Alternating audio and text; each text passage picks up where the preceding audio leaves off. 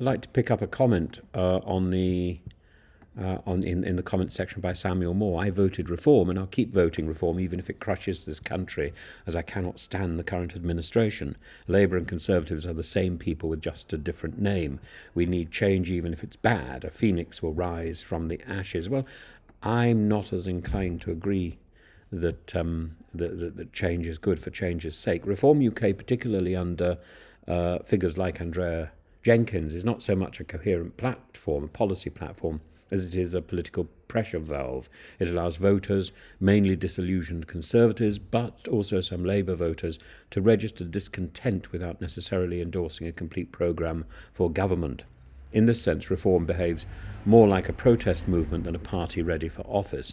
Reform draws its energy from public anger over perceived national decline, immigration, the NHS backlog, cost of living pressures, and a sense of cultural or political betrayal by the establishment. But instead of offering real solutions, it resorts to dramatic gestures, putting migrants in tents, cutting red tape, leaving the ECHR, which are more about spectacle than policy efficiency. And this approach trades in emotive language and scapegoats, namely people who cannot answer back. Well, the 1930s saw plenty of that. Asylum seekers, civil servants, or woke students. Those are the three groups today. It's less about constructing policy and more about theatrical opposition. It's as much it's a contradictory, a legally unworkable framework, but it's rhetorically satisfying. A central Reform narrative is that the UK is being overrun by illegal migrants, but this misrepresents international law. Most of the people arriving in small boats, which is a very small number of the migrant population, are from countries with well-documented records of conflict or persecution, Afghanistan, Syria, Eritrea, and many qualify for asylum under the 1951 Refugee Convention, which the UK helped to draft. Suella Braverman's Illegal Migration Act and Nationality and Borders Act, which define such arrivals as illegal simply because of how they entered the country rather than why they fled, is a domestic redefinition that contradicts the spirit, if not the letter, and certainly the understanding of the Convention, which states that asylum seekers should not be penalised for their method of entry to a country.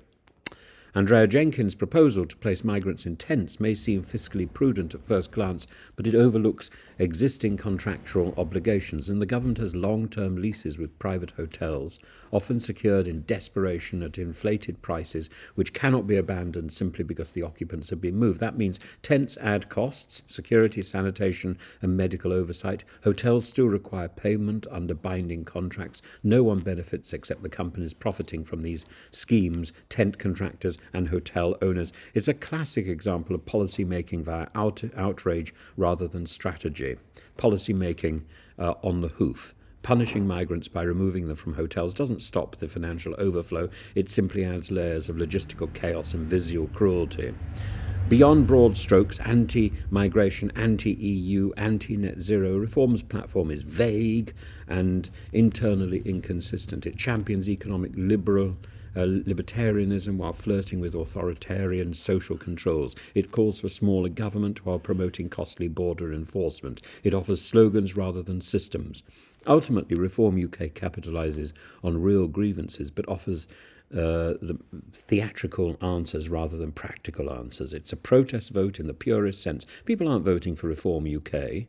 They're voting against the Conservative Party led by Kemi Badenoch, or they're voting against the Labour Party led by Keir Starmer, the government. It's a protest vote in the purest sense, cathartic, expressive, and dangerous if mistaken for a plan. It's not a plan. It's a noise.